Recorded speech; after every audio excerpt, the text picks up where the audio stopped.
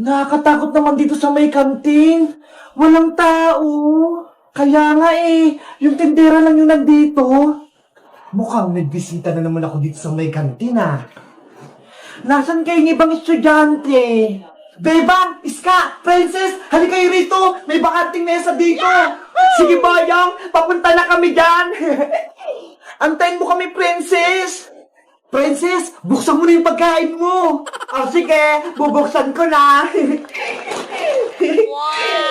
Wow! Ang bango-bango! Mukhang masarap! Ako din, may dala akong pagkain. Ito Kiss it! Favorite ko rin to Marami na tayong merienda. Magsimula na tayong kumain.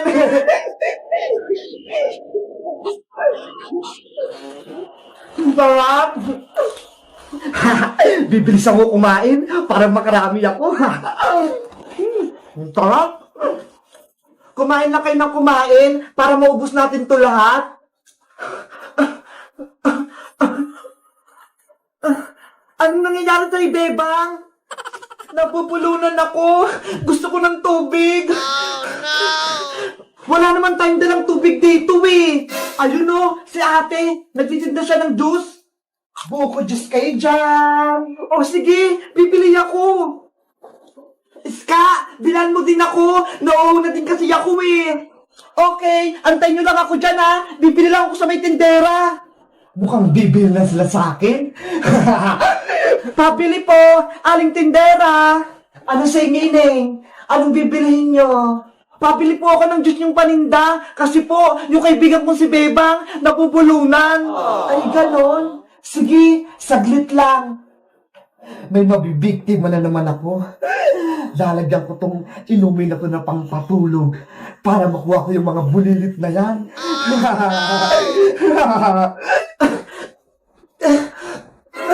Bilisan niyo po ate! Ibigay niyo na po sa akin yung juice niyo! Eto na! Ubusin niyo tong juice ko Libre na lang to sa inyo. Wow! Ay, ganun po! Marami pong salamat! Walang anuman! Mag-iingat kayo Bebang Princess, eto na yung mga juice niyo!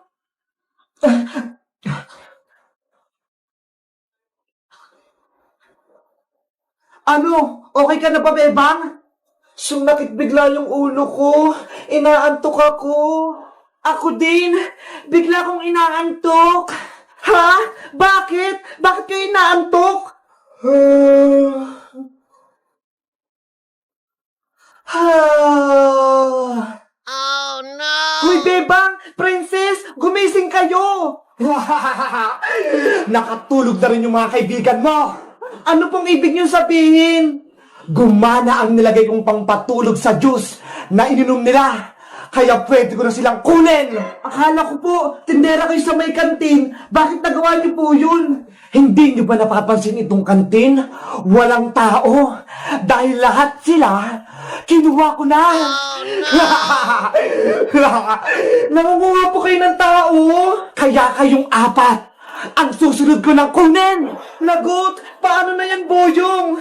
Kailangan na natin makalis dito sa loob ng kantin, Iska. Walang makakalabas dito sa may kantin na to. Halina kayo sa akin. Takbo na tayo, Boyong. Takbo na.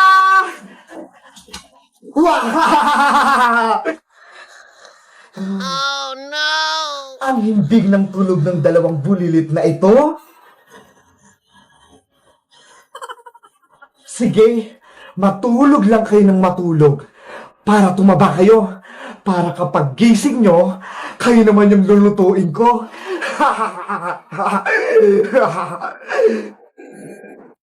Kailangan na namin dito makalis sa may school. Boyong, antayin mo ako. Bilisan mo kasi, Iska. Kailangan na natin makatakas. Paano naman si Bebang tsaka si Princess? Iiwan natin sa may kantin. Baka meron namang gawin sa kanila yung babaeng tindera doon. Wala naman tayong magagawa Baka patulugin lang tayo ng tindera. Hindi ko pwedeng iwan si Bebang tsaka si Princess. Mga kaibigan ko sila. Bahala ka dyan. Basta ako, aalis na dito sa may school. Boyong, wag mo kong iwan dito. Uuwi na ako. Wala na si Boyong. Anong gagawin ko? Si Princess tsaka si Bebang naiwan sa kantin. Baka anong mangyari sa kanila? Meanwhile, Na. Malapit na tong malutong adobong kohol. At nilagyan ko na rin to ng mahiwagang pangpatulog.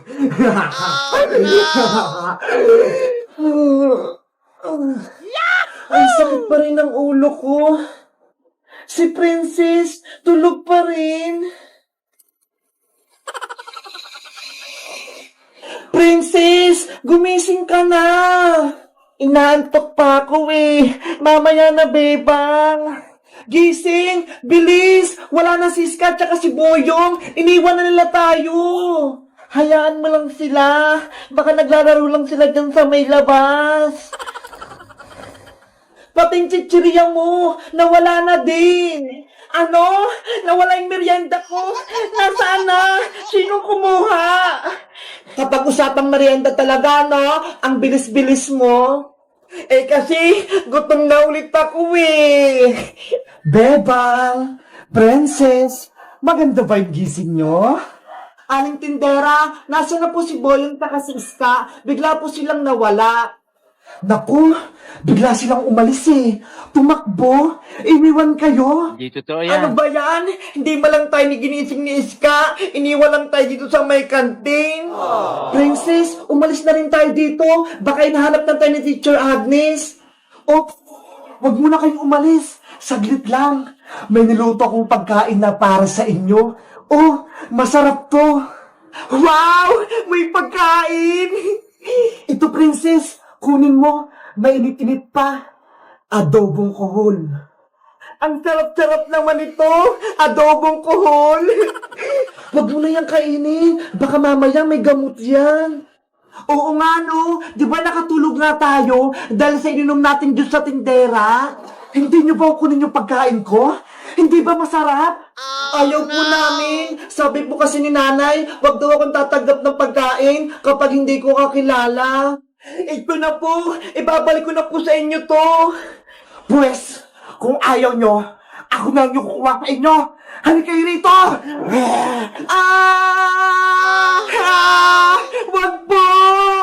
Saan nyo po kami dadalhin? Aling tindera!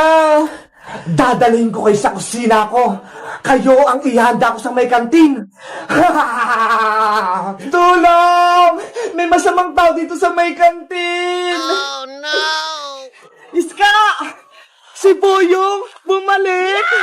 Tara na! May pupuntahan tayo! Saan tayo pupunta, Boyong? Papasok ulit tayo sa loob ng school. Ililigtas natin si Bebang at si Princess. Talaga? Pabalik tayo sa may kantin? Oo, may dala nga akong magamit dito eh. Ito oh, pangontra sa babaeng tindera. Wow! Yay! Ililigtas natin si Bebang at si Princess.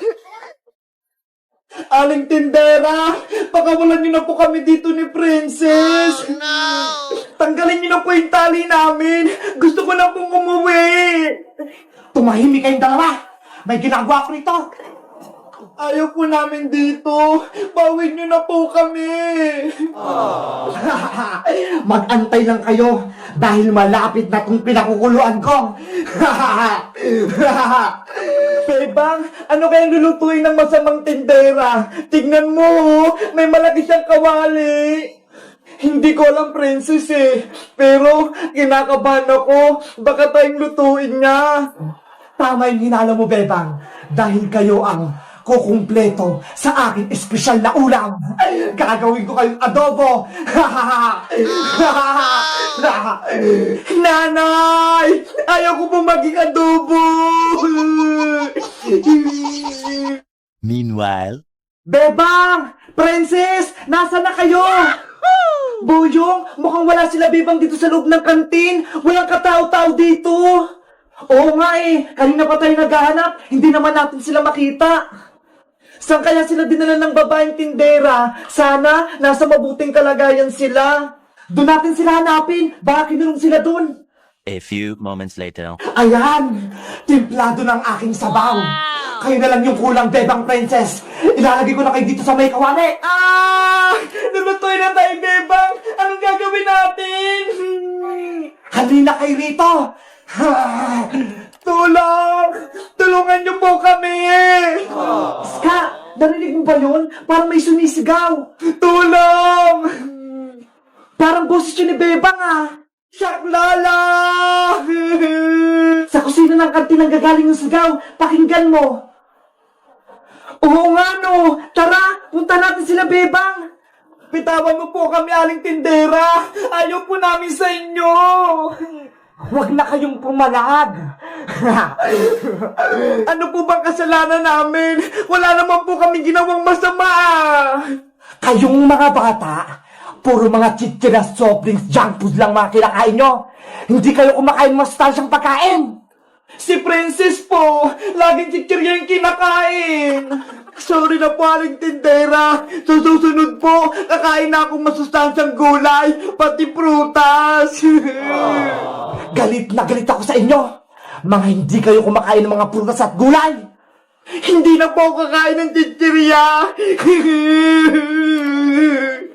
Huli na ang lahat, Bebang at Princess, dahil lulutuin ko na kayo. Kayo ang gagawin kong merienda dito sa may kantin. Hoy, masamang tindera! Ano yon? Bitawan mo mga kaibigan namin! Itong para sa'yo! Hiya! Ayun! Sa pool! Ang galing ko! Boyong! Iska! Halina kayo rito, Princess Bebang! Tatakas na tayo dito sa may kantin! Salamat! At sinagip nyo kami, Boyong! Tara na! Lumabas na tayo dito sa may kantin! Baka mahuli pa tayo ng tindera! Hindi kayo makakatakas sa akin! Ako nang balas sa masamang tindera na to! Tikpan mo tong kabali! Hiya! Aray ko! Yung ulo ko! Ayan yung bagay sa'yo! Ayun! Tulog! Umalis na tayo dito sa may kantin at huwag na tayong bumalik dito! Yay! Makakauwi na tayo! Hello guys! Magandang araw! Ako si Bebang! Nagustuhan niyo ba yung kwento namin na tindera dito sa may kantin? Diba? Nakakatakot siya? Mag-comment lang kayo kung anong susunod naming video. Bye-bye!